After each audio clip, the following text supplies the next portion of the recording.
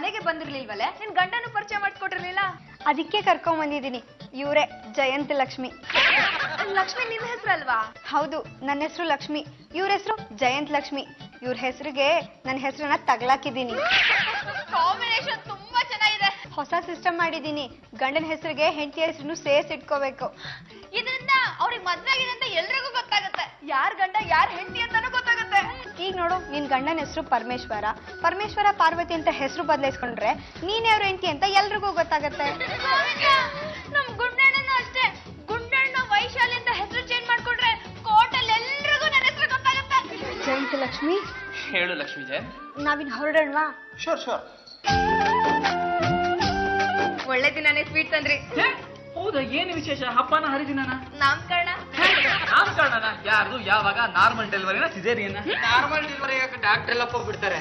ಹೌದು ಕಣ, ಈಗಿನ ಕಾಲದ ಹೆರಿಗೆ ನೋವು ತಡ್ಕೊಳಲ್ಲ. ಯಾರ್ದಮ್ಮ ನಾಮಕರಣ? ಎಷ್ಟು ವಯಸ್ಸು? ಸುಮಾರು 25-30 ವರ್ಷ.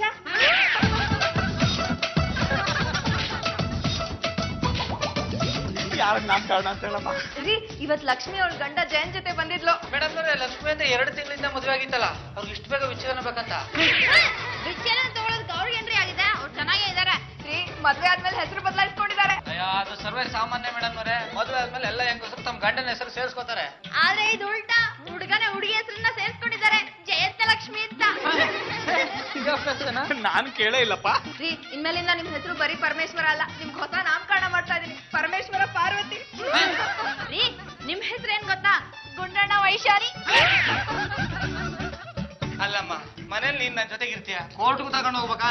ಹೌದು ರೀ, ಅಲ್ಲಿರೋರ್ಗೆಲ್ಲ ವೈಶಾಲಿ ಯಾರು ಅಂತ ಗೊತ್ತಾಗ್ಬೇಕು.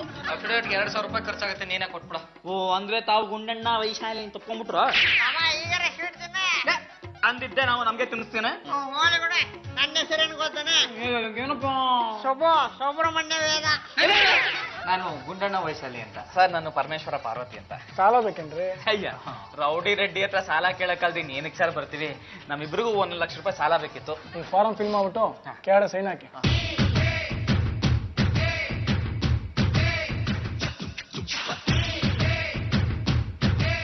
1ನೇ ತಾರೀಕು ಕರೆಕ್ಟಾಗಿ ಬಡ್ಡಿ ಮೇಲೆ ನೋಡ್ಬೇಕು, ಇಲ್ಲಾಂದ್ರೆ ಮನೆ ಹತ್ರ ಬಂದು ಅವಾಜ್ ಹಾಕ್ಬೇಕಾಗುತ್ತೆ.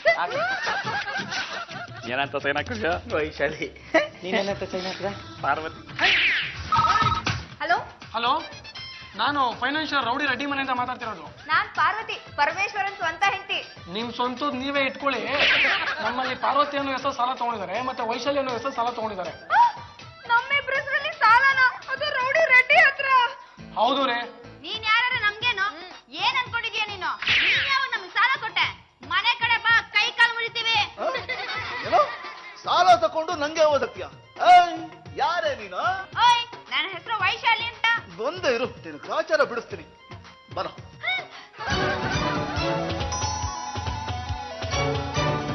ಯಾರಿ ನೀವು?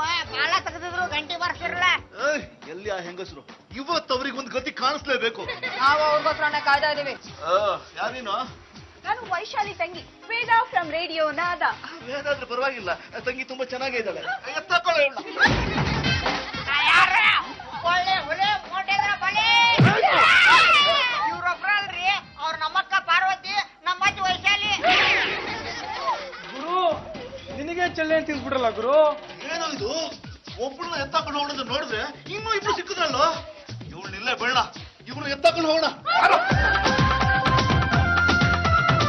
ರೀ, ದಯವಿಟ್ಟು ನಮ್ಮ ಕಾಪಾಡ್ರಿ. ಹೌದ್ರಿ, ಇವ್ರು ನಮಗೆ ತುಂಬಾ ಹಿಂಸೆ ಕೊಟ್ಟ, ನಮ್ಮನ್ನ ಕಾಪಾಡ್ರಿ. ಕಿಡಿಗೂರಿನ ಗಯ್ಯಾಳಿಗಳೇ, ಈಗ ನಿಮ್ಗೆ ಗಂಡಂದಿರ ನೆನಪಾಯ್ತಾ? ಅದೇನು ಹೆಸರು ಹಾಗೆ ಹೀಗೆ ಅಂತ ಎಗರಾಡ್ತಾ ಇದ್ರಿ? ಆ ವಿಷಯ ಇಟ್ಬಿಡಿ, ಮೊದಲು ನಮ್ಮನ್ನ ಕಾಪಾಡಿ. ಇಬ್ರು 1 ಲಕ್ಷ. ಸದ್ಯ ವಾಪಸ್ ಬಂತಲ್ಲ. ಈಗ ಗೊತ್ತಾಯ್ತಾ? ದುಡ್ಡು ತಗೊಂಡವರು ಇವ್ರೆ, ವಾಪಸ್ ಕೊಟ್ಟವರು ಇವ್ರೆ. ನಮ್ಮ ಹೆಸರು ಸುದ್ದಿಗೆ ಬಂದ್ರೆ ಏನಾಗುತ್ತೆ ಅಂತ ನಿಮಗ್ ಗೊತ್ತಾಯ್ತಾ? ನಿಂತ್ಕೊಳ್ರ, ಎಲ್ಗೊಳ್ರ? ಇದ್ರ ಮೇಲೆ 20,000 ರೂಪಾಯಿ ಬಡ್ಡಿಯನ್ನು ನಿಮ್ಮಪ್ಪ ಕೊಡ್ತಾನ? 20,000? ಹೌದು, 20,000 ರೂಪಾಯಿ ಕೊಡ್ಲೇಬೇಕು. ಆಗಲ್ಲ ರೀ. ಈಗ ಇವ್ರಿಬ್ರು ಕೊಟ್ಟು ಹಾಕೋಣ. ನಿಮ್ಮ ಗಂಡಂದ್ರೆ ನಿಮ್ಗೆ ಬೇಕು ಅನ್ನೋ ಹಾಗಿದ್ರೆ 20,000 ಬಡ್ಡಿ ಕೊಟ್ಟು ಇವನ್ನ ಬಿಡ್ಸ್ಕೊಂಡು ಹೋಗಿ.